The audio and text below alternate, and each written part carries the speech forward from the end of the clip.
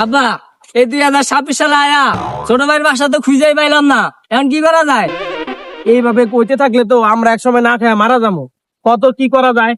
আব্বা আব্বা ওটা কি টাইম মেশিনের ঘড়ি না? আব্বা তুমি থাকো, আমি যাই। বাবা ছাড়া আবার নিয়ে যা। আরে এটা আমি কোন যুগে আইলাম? চারিদিকে এত জঙ্গল কে? ওই বাবা তুই আমার তুই আয় পড়ছিস কে? খারা খারা আমার নিয়ে যা। দূর এত কথা কই না তো, তাড়াতাড়ি আহো। চল। কই আইছি কিছু চিনি না, আমার এমনি ভয় লাগতে আছে। ওই ভাই এদিকে আইন তো ভাই। হ ভাই কি হয়েছে কোন? ভাই আমরা বাপ বেটা দুইজন অনেকদিন ধরে না খেয়ে রয়েছি, আঙ্গুর একটু খাওয়ান দিতে পারবেন? খাওয়ানোর ব্যবস্থা করতে পারবো, ওটা কোনো সমস্যা নাই। কিন্তু ভাই আপনাকে দুজনের গলায় তাবিজ, আপনারা কি বিছনায় মুতে? ভাই মিয়া ফালতু কথা বাদ দেন, আগে কোন খাওয়ানোর ব্যবস্থা করতে পারবেন নাকি? খাওয়ানোর ব্যবস্থা করতে পারবো, এরকম রাস্তায় রাস্তায় ঘুরলে কি খাওয়ান পাইবেন? আহেন আমার লগে কাম করেন, আমি টাকা দিয়ে দিবনি, ওই টাকাতে খাওয়ান কিনা খায়েন। আব্বা তাইলে চলো আমরা কাম করি। চল।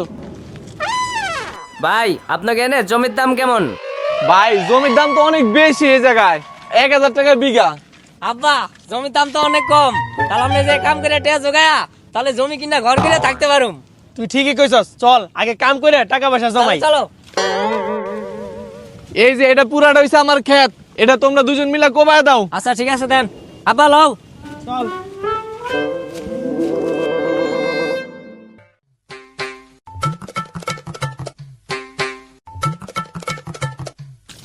আব্বা এবার তুমি একটু কমাও, ভালো নাই গেছি।